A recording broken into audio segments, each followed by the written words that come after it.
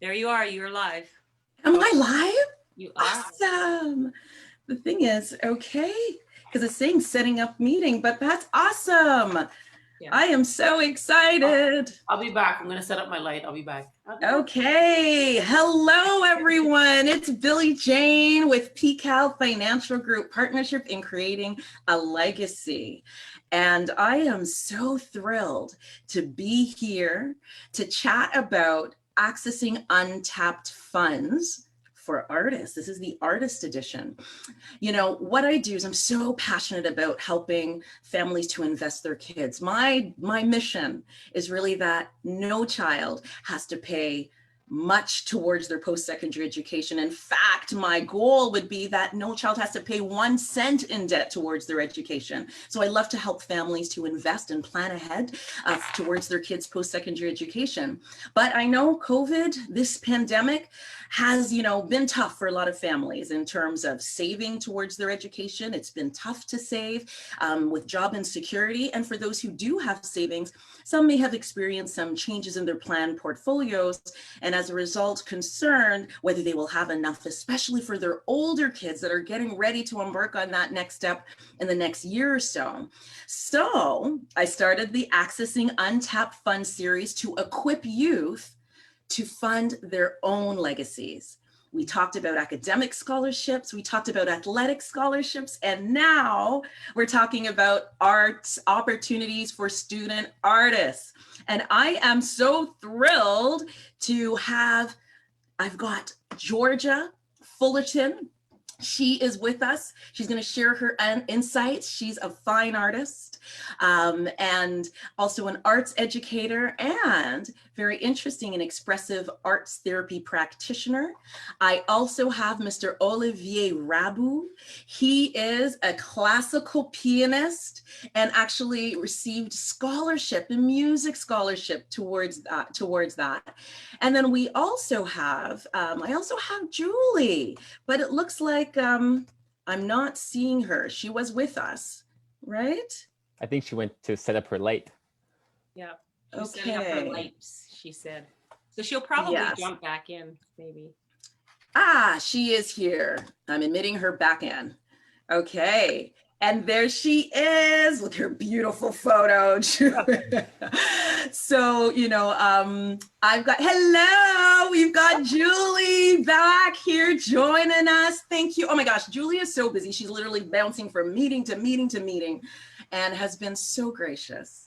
At least I'm in my drawers, so we're good. That's a nice thing with these, video conferences. Nobody needs to know what's underneath, right? Just she could be talking about drawing, right? This is the arts edition. She could be talking about drawing. That's right. Could be. So, I was just doing some introductions and you came just in time, Jully. I'm going to do a bit of an introduction, but what I want to do too is also turn it over to each of you guys. If there's anything that, you want to share to add about your experience. But Jully Black, I mean, come on, people. We all know Jully Black. She is Canada's multi-Juno Award-winning R&B recording singer, songwriter. I didn't even know you write your songs too, which is amazing. Yeah. And not only, I mean, she's been on television. She's also in musicals. She was in Caroline and Or Change, and actually received, the Toronto Theatre Critics Award? Yeah. Best performance. Yeah, thank you. And the Dora. Like the Tony. I know, I have to mention it. That's my favorite. You do. It's my favorite. So it is such an honor for you to join us. To have. I kind of invited myself though. I invited myself. And I am so grateful because, I have to actually add, in addition to Jully's amazing accomplishments in the area of arts, Jully has also been building multiple businesses, I think, right? But one of which is how I met Jully is through her program 100 Strong and Sexy. And it's really to encourage and support, women to restoring health, but it's really holistic. It's not just physical, but also mental, spiritual well-being. So, I'm a member of that, trying to get my strong and sexy on. And Hey. we got to chatting, and Jully, being the amazing woman, said, listen, I need to share some insights too. So I'm grateful. You know what? Dr. Maya Angelou says, when you get, give, and when you learn, teach. And so, Right. what's the Right. sense? Don't hoard all this. We got to rob the grave, man. We got to, all there's graves out there full of knowledge, full of books, full of ideas. We got to rob the grave, man. That's right. Do it. Yeah. That's right. Live full out. And this is one of the reasons why this is so exciting to me to talk about the arts, because I can tell you from my own like ethnic background, it's not a field that has been celebrated. Let's just say, my family back home, my family's from Ghana, West Africa. It's very much about learn your books. Okay. So go and study. You got to be a doctor or a lawyer or, an engineer. The arts aren't as well celebrated, but I have in my heart that every gift is one that needs to be cultivated. And as you said, we need to rob the grave, because so many people, we want them to use their gifts full out, and especially the arts, and really want to equip kids to use that and find ways to help to fund their futures, because there are ways to do it. Olivier is a current student, actually, is working on his master's. Are you fully graduated, Olivier? Yeah, I graduated from McGill with a bachelor's in December, and I was due to start in a couple of weeks actually at Austin, but because of COVID, I decided to postpone that 1 year. So I'll be doing my master's next year. See that? And he got a scholarship, classical pianist. What? Okay. Yes. Classical Thank you. pianist, and at McGill, and he got a scholarship for that. So, these are some of the stories that I want to share with youth to empower them to stay true to their gifts. And we're going to talk about things like that, and also more creative strategies on how youth can fill the gap, so that, as I said, my mission is that no child has to pay for their post-secondary education. So if there are things that we can do to equip ourselves, I really want to do that. Yeah. So it was great to, share a little bit about everyone. Is there anything more any of you guys want to share a little bit about your backgrounds for the audience to get to know you a bit better? Or did I do it? Did I cover it up? You probably covered it all. I mean, as we go along, let's just make it organic, see what comes up. I love it. I love it. That. Yeah. So, for those of you that are just joining in, we're talking about accessing untapped funds, to equip student artists to fund their legacy, to fund their futures towards post-secondary education. I've got amazing panelists with us, Georgia Fullerton, I've got Olivier Rabu, and the amazing Jully Black, all joining us to have this conversation. So if you think this is something that can help, other student artists, please do share, and please engage, ask your questions. We're here with you all evening not all evening, for the next 45 minutes or so to discuss how we can fund our legacy. So talking about education, I'm going to start first with you, Jully. I would love to hear your story on, did you pursue, any post-secondary education related to even your field? If so, how did you fund that? And if not, even what were some of the things that you did to help to fund your own dreams? I'd love to hear. Yeah. So law has always been it was the same passion as music. And so growing up in the Jane Finch corridor and seeing what was happening with as far as crime, but as far as a lot of my friends were getting arrested for reasons that weren't correct, I wanted to really know my rights and responsibilities, and I wanted to help my friends learn their rights and responsibilities. And in order to do that, I needed to get my hands on the criminal code. In order to do that, I had to go to school. So I went to Seneca College and signed up for the law enforcement program so I could learn the criminal code back and front. And that became my Bible. And so I graduated on the honor roll, and then I got offered an opportunity to go to Ryerson to do criminology. Wow. And then I got a record deal that same year, a publishing deal that same year. And so it was a fork in the road. And so I decided to pursue publishing as far as the songwriting side. I had been learning more about Ray Charles, and him in particular being able to hold on to his masters. And so and his royalties, etc. And so at that time I was 19, and it was right at the top of my mind. And so when I got offered the deal, they asked me, do I want an advance? At the time it was like $75,000, or do I want to take $2,500 and it'll pay for the legal fees? And I took $2,500 to own all my masters.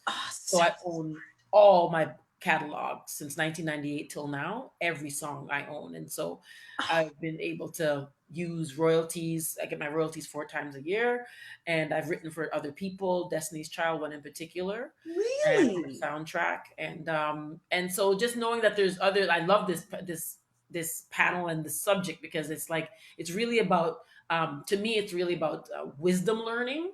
And so to know that, yeah, I went the law enforcement route, and if interestingly enough, I was up for valedictorian, and there was a piece of literature and a video we had to study for our community relations class, and they spoke on the Jane Finch. The members, people of the Jane Finch community are all carpenters and all domestics and all, and that word all was just ringing, all. So I started a petition to get it removed from the curriculum, and my dean told me that I will not get the award if I do it, and I said okay. So yeah, this was blatant to my face, and Wow. so I got like about 1,000 signatures, and they got it. They did remove it. I didn't get the award. That's fine, but I got the bigger award because that's no longer being Marked history. Yeah. right. Exactly. And so, but in that, I realized that I was able to really understand my contracts more, because law is law to me. Like, there's certain jargon you just get. So even now, when people send me contracts, like I read all my contracts, though I have a lawyer and a management, etc. I read every single word, and it's fun. I'm like, yo, this is like back in law enforcement. It's super fun. Wow. So it's to find the joy in it. Like it's we spend so much time on social media. It's the same thing. To me, that was the same mindset. How you do one thing is how you do everything. And so yeah, so that it lined up with getting the publishing deal. So my education was paid for. And the rest is history, basically, That is amazing. Yeah. Thank you. Thank you for And sharing Seneca that. College. So shout out to my Seneca alumni. Yes. Woo, woo. I think that's amazing too. What you talked about, having that awareness around the legal aspect of things, because, I think so many artists struggle with that, when they're just focused on just their craft and not always aware of, the legalities or the finances and all that kind of stuff around what they're doing. So it's important. I love that you mentioned, the story of Ray Charles, and making that a priority to own your master. So for you singers, and songwriters and musicians, Olivier, take note, how to protect your creation. Absolutely. And even yeah. recently, because after my mom passed, and she had her life in order so well, and I didn't have mine in order. I didn't have a will, power of attorney, any of that. And then my lawyer was like, who are you willing your royalties to? And I never thought of it ever in my life. Because you think about will, you think about money, tangible. Okay, but those royalties are for the rest of my life. Who do you leave that to? And it really made me stop and think. Because like, wow, okay. Look at that legacy. Look at that. Yeah. Oh, that is so awesome. Thanks for sharing that. Yeah. Georgia, why don't you tell us a little bit about your own story in terms of, you pursuing your post-secondary education, and how, what helped you to do that? How did you pay for that? How did I pay for that? I did not pay for that. I grew up second child of 4 to educator parents. We flew up from Jamaica in '67. I was 2.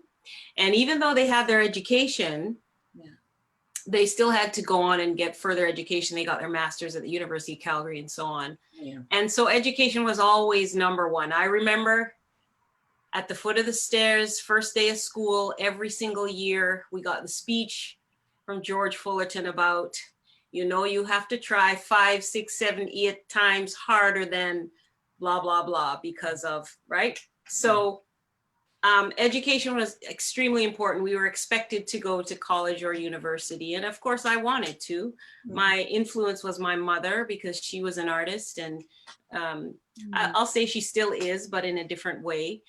And they were just like what Jully said about her mom had her things in order.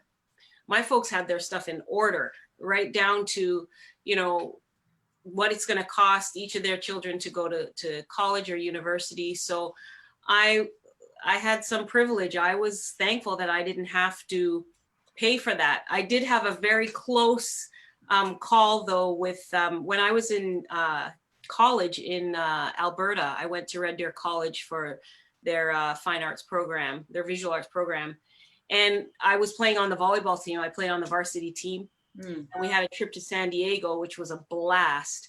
And I had a very close opportunity to get a scholarship from University of San Diego because they liked how I played and so on and so forth. But there was some minuscule reason why I couldn't actually apply. Otherwise, that would have been a paid scholarship, right? And I would have been in the States, which I don't want to be there today. No. But then, yes. Yeah, you know, but I had the opportunity of parents who were very encouraging in the arts. For all of us. You know, my brother did tap dance, he did skating. I took piano lessons. I got my grade 8 in piano. And, you know, it carries on, right? You talk about legacy. I mean, Jully's was way ahead of her time because right now, when everybody's in this pandemic paradigm, thinking about intellectual property, she was way ahead and already protected her goods from then, right? Thank you. Love it. So it's a big deal to think about your path and how you're going to make it through. For me, I did 2 years in Alberta, and then I transferred to York University where I finished off my fine arts, Bachelor of Arts degree, right? Awesome. And I had my parents paying for things, though while I was at university, I still had a little part-time job at a framing shop or this or that, you know. So there's, especially when you come from Jamaican parentage, I mean, there's certain traditions that, and I'm going to tell you this joke too, because my father always had in his mind that one of his kids would turn out to be a concert pianist. None of us turned out to be concert pianists. None of us ended up teaching. But now, full circle, I am actually doing teaching. And, you know, again, the quote that Jully made there from Maya Angelou is true. It's not fair that you have skills, abilities, strengths, and you don't share it with the world. You don't pass it on to somebody else. Yeah. Thank you so much for that, Georgia. So I want to now turn it over to Olivier to tell us a bit about his journey. And, you know, it's actually perfect segue because you know, we mentioned already that you actually secured a scholarship towards classical piano. So this is perfect to share with us some of, you know, your journey and you know, what that experience was. Yeah, for sure. So as you said, I was able to get a scholarship to McGill, but before that, I think one thing I want to bounce back on what both Georgia and Jully said is how important it is to actually stay well-rounded even within the arts, because they both kept up their interests and kept up their education in so many different ways, which then allowed them to bring those skills into their art. And it's so, like, even for myself, I am right now pursuing my dream as a pianist, but how that will exactly take shape is still being discovered. I'm not sure what exactly my goals are, and I'm still changing my mind, changing my outlook on certain things. And so having those different skills allows me to have a different perspective and also have different avenues that might open up later. But coming back to my education journey, I started taking lessons actually with the same piano teacher that you had, Charlene Beard, at Lippert. So I started at a small community music school. And then later on, as I went through high school, I realized that that's something I really, really enjoyed. I really, really liked doing. And so I ended up switching teachers, broadening my horizons, starting to do some competitions, some festivals. That's where the first scholarship or funding money came from, because when you do some of those programs, they give you scholarship, or you might win some prizes that you can then set aside to pay for your education. Mm-hmm. So a small portion of that came from that. And then, as you based on my audition, which went very well, they were able to give me a renewable scholarship that lasted out my degree, But on top of that, and this is going back to being well-rounded, I was able to get some money for my academic strength as well, because I worked very hard in high school. Education is something that I take very seriously and that my family takes very seriously as well. And so a message that I want to put out there is, don't neglect your academic studies, because they can also be a source of funding and a source for you to kind of get money from it and put to use, even if you don't use those skills directly later. Yeah. No, I love that. I love that. And you know what, like that is, one of the themes that came up when we were talking about athletic scholarships, because I did the conversation about academic scholarships and then one about athletic scholarships, and, let's use all of our gifts, but do not neglect your academics. And even in Jully, your story, we're seeing, okay, so for Olivier, your academics also helped you with your education, and you too, Georgia. And then Jully, your academics actually helped to secure your long-term legacy, in terms of, positioning yourself to take ownership of your babies and to also protect your future in understanding the legality of things. So that's a really, really important point, Olivier. Thank you for, reminding us about that as well. Because yeah, kids need to know that as you follow the different gifts you have, still focus on, cultivating our minds, right? And having that to support what we're doing. So just to stick with you, Olivier, since you are, still a current student and you actually are pursuing your master's you're going to Austin. So in the States? Austin, yeah. Yes. Okay. So I just want to make sure Austin, Texas, right? So that's the plan. Yeah. I would love to know, like, are you getting like scholarship opportunities from that? Like, what is that? Can you tell us a bit about the difference between Canadian and US schools and things like that? Yeah, so as far as Canadian and US schools go, there's not much difference as far as the structure of the programs. They're pretty much similar all the way throughout. The big difference comes in terms of the cost and their reputation. So when you think about all the big music colleges, you think of Eastman, you think of Juilliard, you think of Peabody. They're all in the States. They're the big conservatories that everyone wants to go to. And at the same time, they're incredibly expensive. And to be honest, they don't really offer that much scholarship money, which is problematic. But when it comes to reputation, that can be very alluring, especially as a young student. You have those dreams to go there. But something that's important to keep in mind is that reputation, especially when you're starting out your goals and your music education as a post-secondary student, is not the most important factor. The most important factor is to find a teacher at a university that's going to be the best for your development. And that can be in a very small school in the middle of nowhere in Canada that no one's heard of before. And that is great, because that development will then make you more equipped to get funding and to get scholarship at those more competitive schools later. So yeah, and the reason I decided to go to Austin has nothing to do with its reputation, but more because there's a teacher there that I really, really like. And so then I want to talk in terms of funding opportunities. It is important to keep in mind that US colleges are more expensive. And so part of the reason I waited till my master's is because 2 years is less expensive than 4 years. So doing a master's there is going to be less expensive, so less funding to secure. And in terms of scholarships, I didn't actually receive the scholarship to Austin. My audition didn't go as well as I'd hoped. But even then, there are opportunities. So with my deferral, I can reapply next year. And in terms of master's degrees, what's different too is that you have not only scholarships available, but also assistantships. So you can apply to be a TA, you can apply to be an assistant to your professor for their studio. And there's a lot more opportunities that are brought up in terms of jobs that can actually gain you work experience too, which can be really, really valuable on a CV, and that will contribute to your funding as well. So those are the sort of opportunities I'm looking towards applying for and hopefully securing for next September start. Awesome. Now you mentioned something, and then I'm going to be turning it over to Jully to speak a bit about it, but you mentioned the fact that, you had an audition, and, definitely for performers who are pursuing, their craft through post-secondary, there's going to be an, presentation of your work, whatever that craft is, your portfolio of material. And it is a very subjective world. And, how do you prepare for that? Like, if there is, you get a result that you're not hoping for, right? Or what you're expecting. So I'd love to turn it over to you, Jully, to speak a little bit about the mindset around like managing through rejection, right? And disappointment when you are pursuing a field that is so subjective, right? Right. What works for me is what's for me won't miss me. Just simply put, what's for me will not miss me ever. And I'm a woman of faith, so God's rejection is really protection. I love Rejection is protection. Rejection is Protection. protection. Are you truly ready?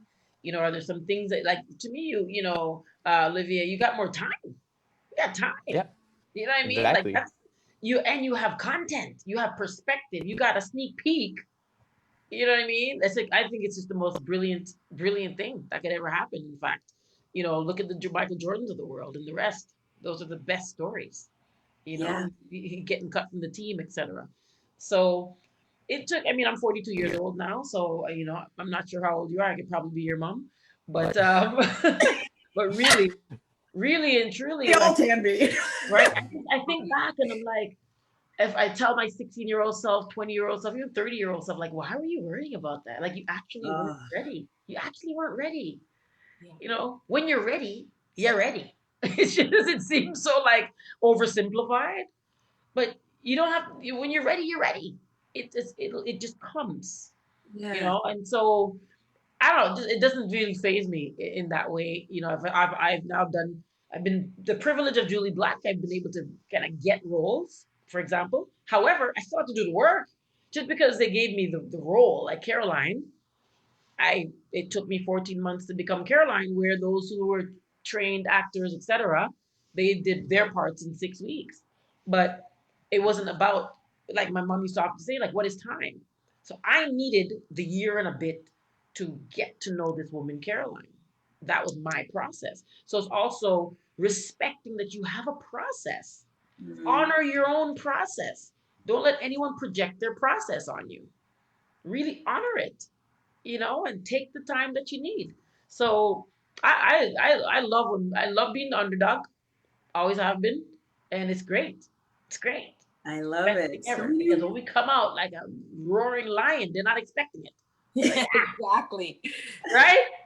So many pearls of wisdom there. I just need to do a quick shout out. Chanel, hey girl, thank you for joining us. She had some things to drop. She's just loving that how you do the comment, how you do one thing is how you do everything. Yes, I think it's brilliant too. So, thank you for dropping that. I'm loving also the comment about what you said, rejection is protection, Jully. That's right. So true. That is Right? so true. I love that. I love that. I love that. Georgia, do you want to add anything more to that? Because you're coming from a different lens in terms of, being a fine artist and putting your work out on display. I remember coming out to your gallery showing, which was so awesome. Yeah. What are your thoughts? Answer response in terms of just how I do what I do, why I do it, how it's gone. More like managing through, rejection and that kind of thing. Oh my gosh. I think if anyone knows what it's like to be rejected, and I'm not discounting other modalities, the musicians, the theater people, the writers, I'm not discounting any of them, but artists, visual artists for sure, are very much accustomed to criticism. I mean, going through college and university, that's pretty much the bulk of what you do. You have critiques on your work, and I have a push and pull, like I have a love and hate relationship with that whole process, right? The institutionalized creativity and then what you do out in the community. And now being an expressive arts therapist, where I'm looking at the arts, not in a, I'll say learned type of way, but in an intuitive way, right? In a way that it aids you in terms of your mood, your health, your overall well-being. So for me, I was one of those people, because I had, I think, an interesting upbringing. I was accustomed to being around a multitude. I was universal. I still am a universal person, comfortable in and amongst any culture. You know what I mean? And I think that's the fluidity that you need to have, along with Jully saying that time is fluid. Even how you interact and connect with people should be fluid. Yeah. And that is exactly how one thing has just led to the next, to the next, to the next, to the next.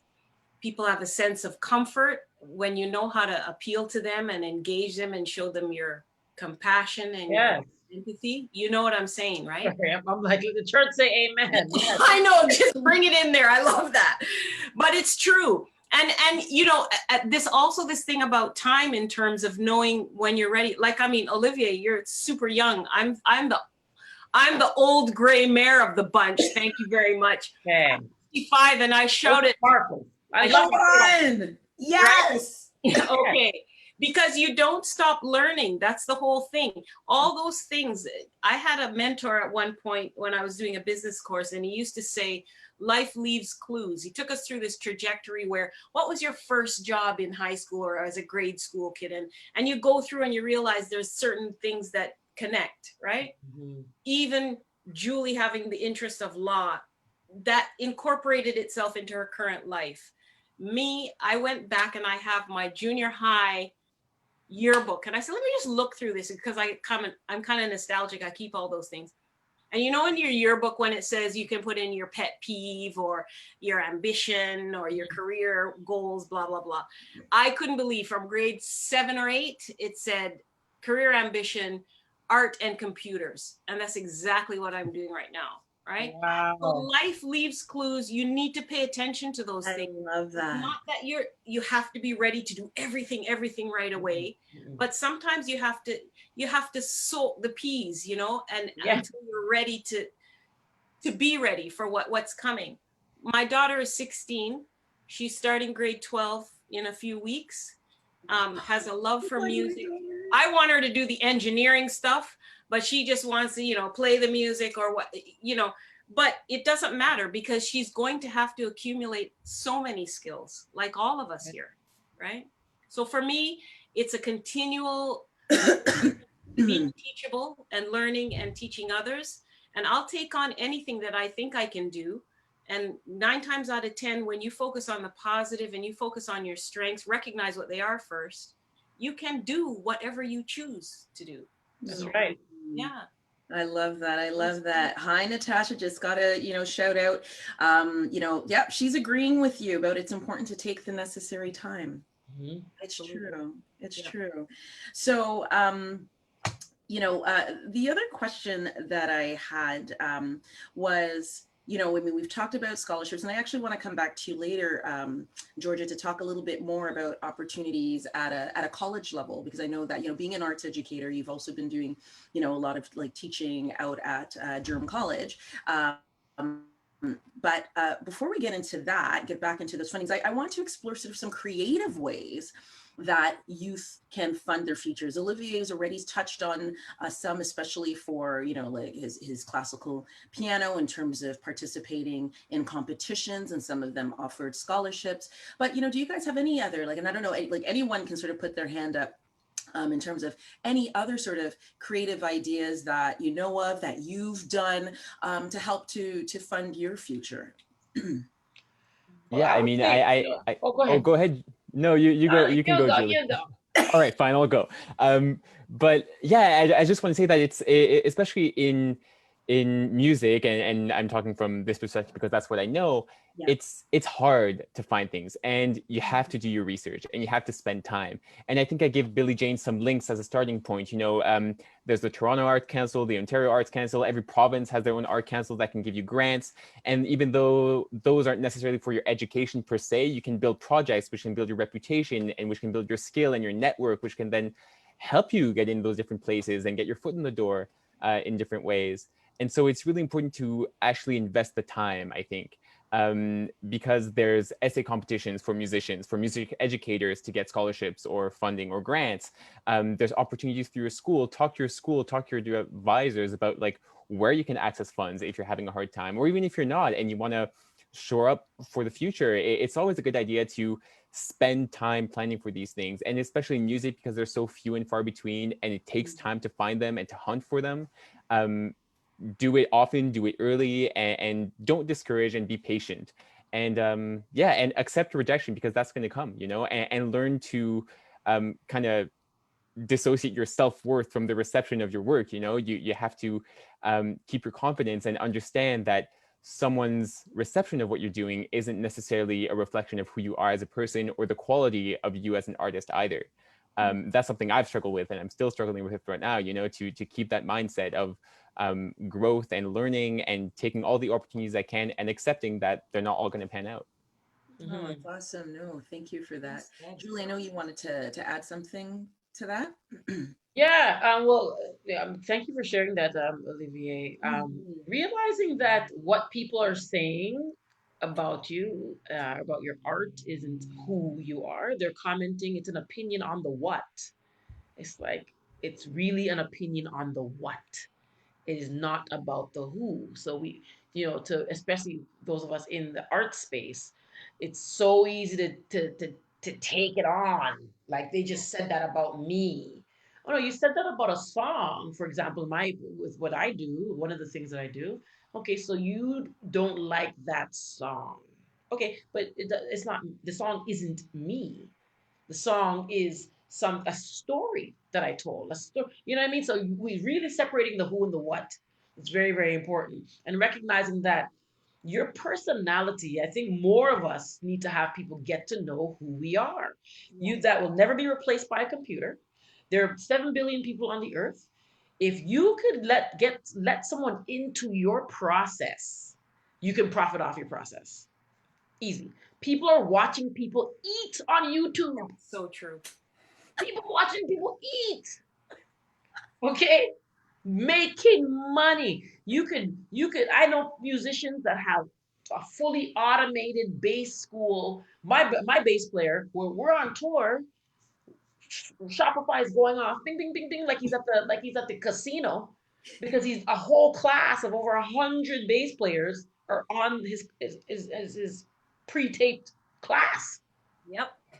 I think sometimes, we think that it has to be set up so well and perfect. It's like the 10 minutes that you do is better than the 50 minutes that you don't. You don't have to do 1 hour. Do 10 minutes. Do 10 minutes, then do another 10 minutes. So, but really, to come full circle, your personality, and go back. You see these kids, babies, they fall down, they tongue it on their little thing, they scream, somebody runs to them and does something for them. Wah, feed me. Wah, change my bum. Wah, so confident. Yeah. So confident. You know what I mean? I No know. fear. Like babies know that if they make a sound, somebody's coming. So when did we stop making a sound? It is so true. True, It's so though. true. When you talk about children, even I was just thinking about toddlers, just, they just run and they fall. Their own business, they get up. Yeah. They may fall again, but they're going to do it again. And Yeah. somewhere along that journey of life, we lose that and we become We so forgot. What it is much trepidation, right? Yeah. But I really appreciate these insights around mindset as well, especially within the arts, because I know that so often your craft, you kind of define yourself by your craft, right? And it almost feels like an extension of you. So these comments, these words of wisdom, I think are really, really powerful, especially for this audience, because, just starting to think and be aware that your craft, it's not just you, that you are so much more than that kind of thing, right?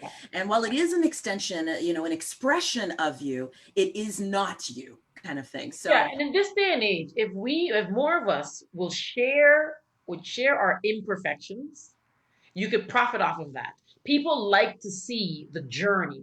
I'm starting this challenge. It's 100 days. I don't know. I know how to play one string. By the 100th day, I'm going to be able to play a Beatles song. Yeah. Sign on, $5. There's ways. There's so many ways to profit off of your process. Go ahead. Exactly, what she's saying is exactly what Create My Art Story is about. Tell us about it. That is so on point to, like you said, this day and age. Never has there been a better time for especially those with the art spirit, those creatives, to just show what they've got. And it's about being self-effacing. Where do you want to go to first when you want to engage with people? You go to the pain point, you go to the emotion, right? They want to know that it hurt, and you created a painting based on it, right? You got dropped, you got dumped, and you created this amazing piece. People want to know the backstory to the backstory of the track, of the poetry, of the paint, whatever it is, right? Yeah. And right now, what we're living through right now, you guys can't tell me that you haven't noticed people yearning for something creative to do differently, that because we're in a different stage right now. We've never They're thirsty, right? They're thirsty, Georgia. And now, don't you see that we're realizing that everybody is looking to the arts, whether they want to admit it or not.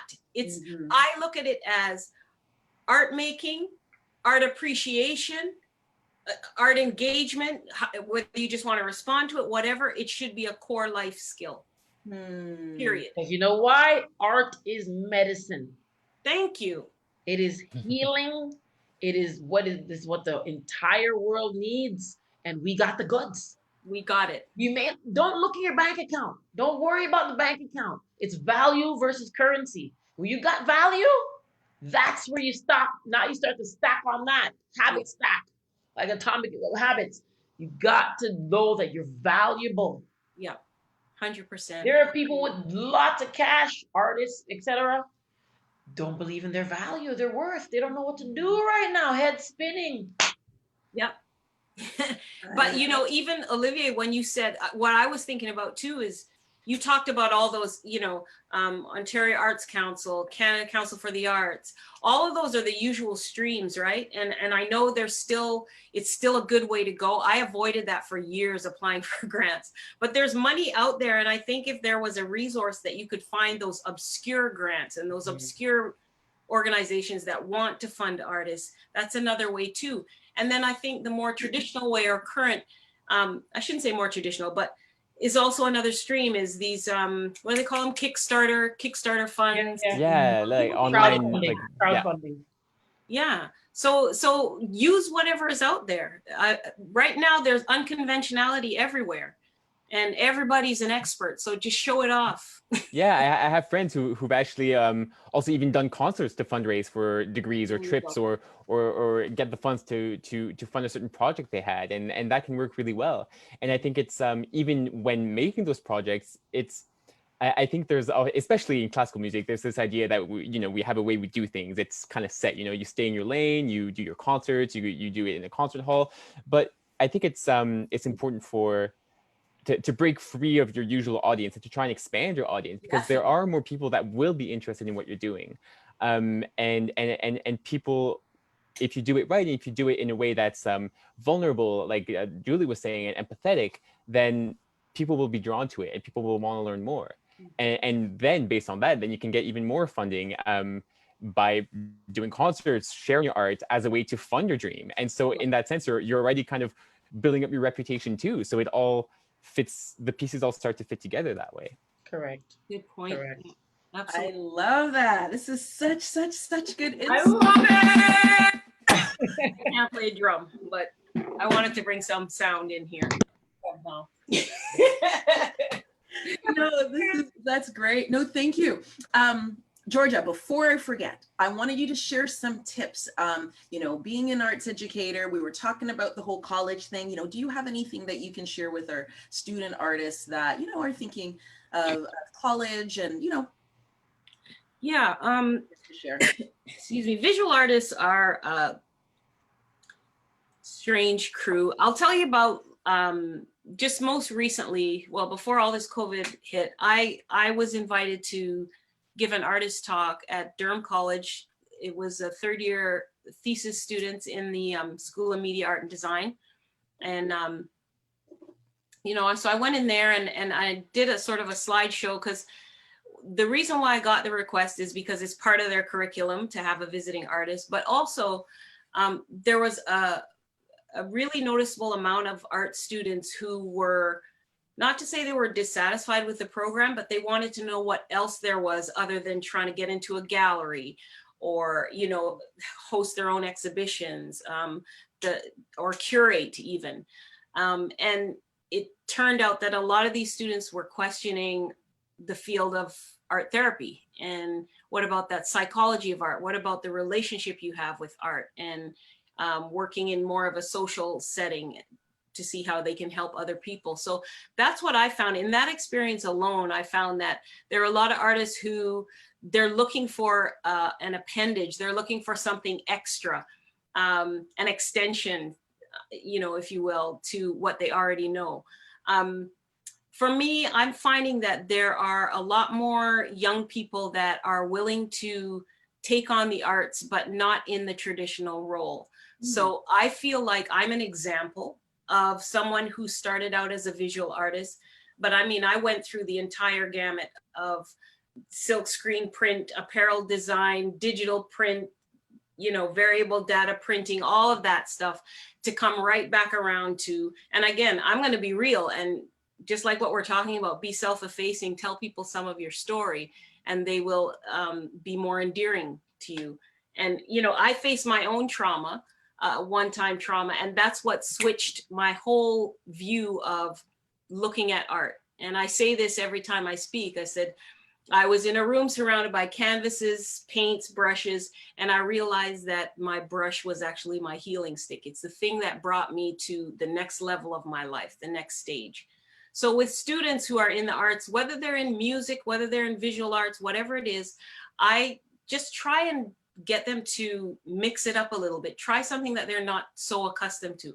I watched Jully and her crew paint the 100 and sexy sitting and all the anxiety and stuff they were going on with, Lord, is this okay? Does this look all right?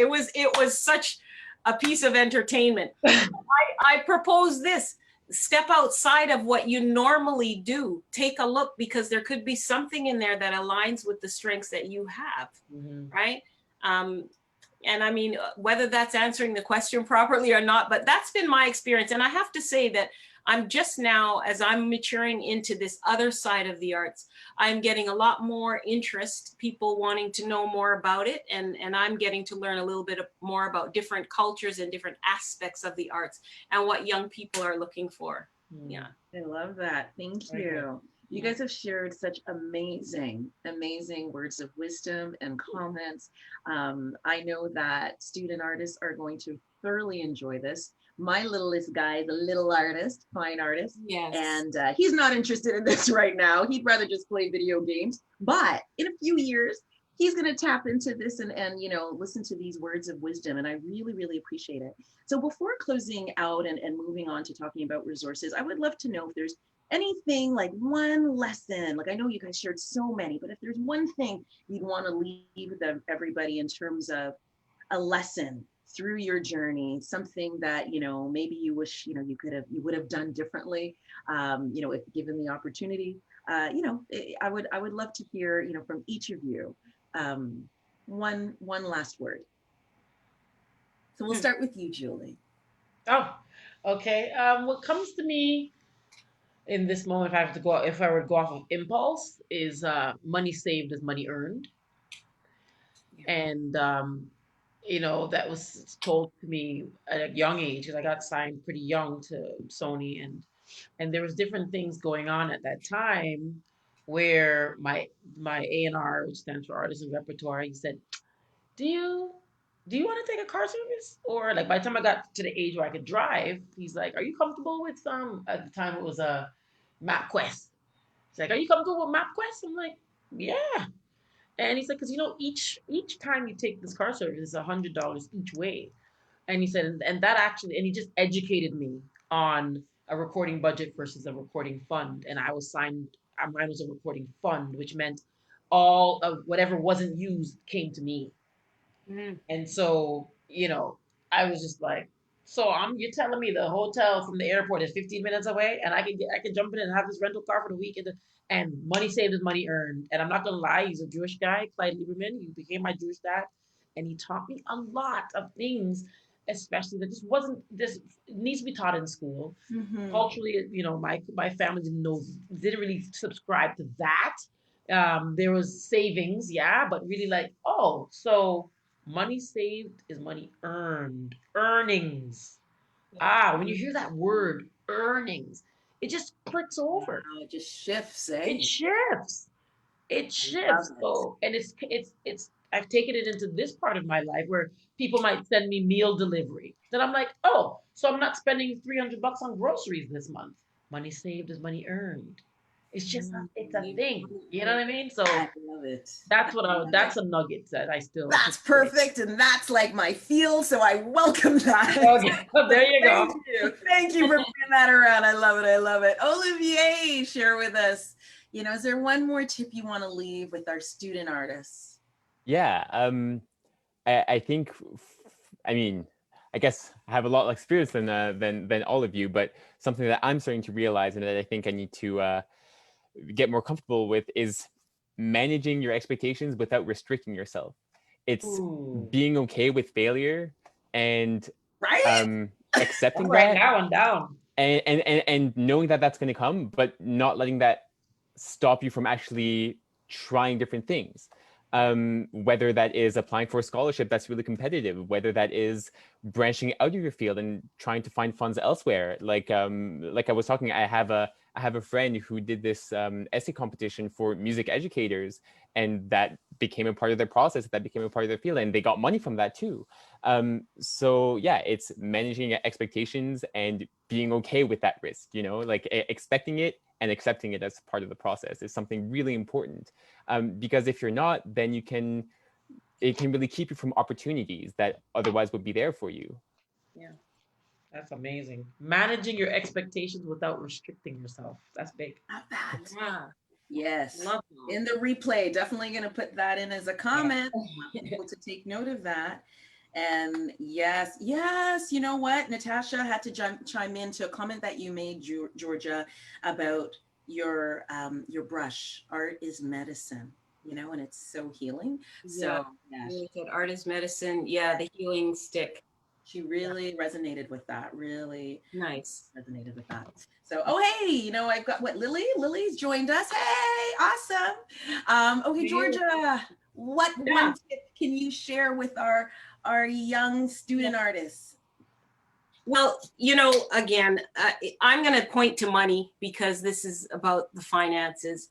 And one thing that I don't really say I regret it, but I'm noticing it now. When you're in grade school and coming up, they don't teach you how to be an entrepreneur. They don't teach you to take the strengths that you have and monetize them. So I think it's young people, young artists should start to look at what they do in a valuable way and find a way to monetize it. I mean, we're talking about all these kids that spend time on YouTube and all these other platforms watching and absorbing what's going on. But this is an opportunity now to really monetize what you do. So I think in terms of what Olivier said, you cannot change if you don't accept some of the things, be they failures, be they triumphs, whatever they are. I think that with acceptance, you can make changes in your life, and these changes can be made in a way that will benefit you down the road, right? You don't necessarily have to be a full-blown expert, PhD, whatever, but you have skills already that you start with. Start from where you're at, and again, documentation is important, because documentation leads to propagation, leads to things being evergreen. Whatever you have and you've created, it can be there forever. You can replay your webinars over and over and be making money from giving a lesson on how to play arpeggios or how to play whatever, right? So I just say, start your business from early. Look at the work that you do, the passion that you have as a business, because essentially that's the world we're living in right now. And monetize what you do. It has value. Awesome. Can I just say something? Can I just say something about that? Because you guys know about 100 Strong and Sexy. So yes, the funny thing is, my family laughs. Now they're laughing so hard because everything that I do, from prayer to working out, book club, being a vegan, all of that is in 100 Strong and Sexy. Yeah. It's just it's everything that I do in my life became a business. Yes. Everything. right? So I had to jump in on that because you're Yeah, because that that's passion, organic though. It's organic because organic. had all these things and they just keep developing and developing. Before you know it, the nucleus of it is a way for you to monetize without shame what you do. Right. I love it. Profit. You can be a profit, remember? Yes, I was saying, you got to say it. You got to say it. Be the profit of your profit. Be the The profit of your profit. Hey, That needs to be dropped down be there. the profit of your profit. Be the profit of your profit. Now, Okay. Jully, I know that you have to jump on. I'll jump off. Thank you so much for spending time with us and sharing your wisdom, sharing yourself with us, letting us get to know you more. Oh my gosh, I am so grateful for your time. I know that you have to jump off, so please go ahead and exit. Thank you. Thank you. Yes, and Georgia, thank you. So nice to get to know more about you in this space. Yeah, that's what I like, right? You hear You know these what I'm saying? I know we're all public and all that, but I don't care. I'm like, yeah, girl. Listen, I need to jump on the 100 Sexy again. I've done my own thing. I lost 28 pounds, Jully, in the last 3 months. So I got to keep going. Okay, we'll talk offline. Olivia, hey, we got you. Olivia, I love that you always say, whenever I say this, when Billy Jane would ask a question, you would say boldly, yes. You started all your answers with a yes. And I'm taking that from you. That's a good thing. Yeah. Yeah. Feel free. Yeah. My present to you. Okay. See you later, y'all. All right. Okay. Bye. Bye. Thank you so much. Bye. So, before we close out, I do want to share some of the resources that, let's see here, share. I want to share some of the resources that have been discussed today. So, this does not, I always struggle with this sharing thing. Okay, so right? You have Stop the share. It's, I selected a screen and it didn't. What's the program you're opening up the information in? The PowerPoint. Okay, so launch PowerPoint, open the document. We got it. Yeah. Yes, success. So we are right here. Going to show, first of all, some of the resources. Olivier and Georgia had shared some resources. For those of you who had registered, you will get your own personal copy of this so that, if you are interested in exploring expressive arts, Georgia has shared some resources there. For those of you who have RESPs and are thinking of how to use that, I would encourage you to double check the list of eligible institutions. RESPs allow you to use your money towards a wide variety of educational institutions, but you want to just check the list. It's a government list that shows all the different educational institutions that you can use your RESP towards. So I would ensure that you do that. But yeah, these are some great resources for those of you who are interested to branch out and consider using your craft, more, I guess, in healing, right, Georgia? Yes, absolutely. Even if you're not looking to do healing, if you're just curious and you want to expand your own creativity, it's a good avenue. Yeah. Awesome. And then Olivier shared some resources for scholarships. Right. And he was also talking about essays. So I see one of the resources here, essay competitions. Oh. Yeah, I just try to include, they're very much music focused because those are the things I know. Exactly. But I try to share a little bit of variety so you can see sort of tidbits of what's out there. So some competitions at the national level, the very local level, there's different ones there. And the ones I included, especially like the Kiwanis one, the Kiwanis, for example, is a festival in Toronto for young people, and it's cheap to enter, and you can get scholarship money. But there's small Kiwanis festivals everywhere in Canada, And then I remember doing that Kiwanis festival. Yeah, I did too. Yeah, exactly, and they're wonderful, and you don't get thousands and thousands of dollars on them, but every dollar is something you can put towards an investment in your education. So, yeah.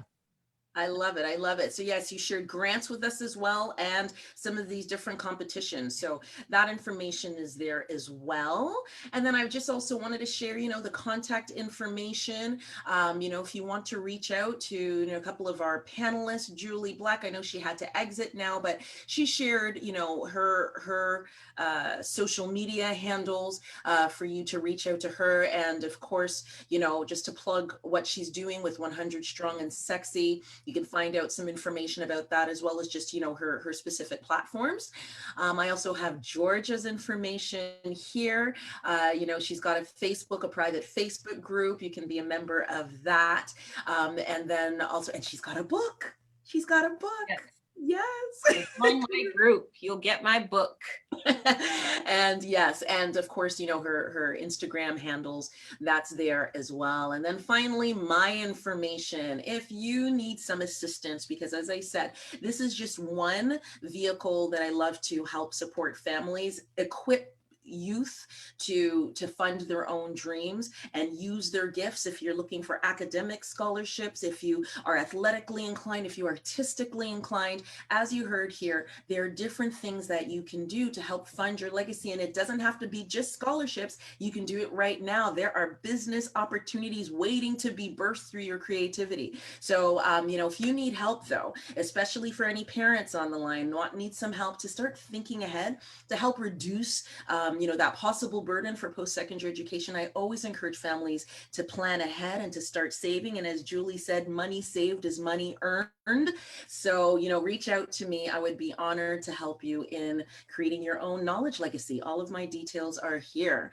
So, with all of that, I do plan to do this again. I got so many ideas percolating about what we're going to talk about next, to the same focus in terms of accessing untapped funds for kids. Stay tuned, plug into PCAL Financial Group. That's, you'll find us here, obviously here on Facebook, for those of you who are watching this. I also have my website noted. You can reach me, Billy Jane, at pcalfinancialgroup.ca. If you've got any questions, you want to have access to some of these resources, let me know. Don't hesitate to reach out. And I want to really thank my panelists. Georgia, thank you for your time, your words of wisdom. This was so lively, engaging. Olivier, he is the youngest among us, but such wisdom. Absolutely. Right? Love it. Such wisdom. Thank you for dropping all of that. And, I'm so grateful for you guys spending time and sharing your wisdom with student artists.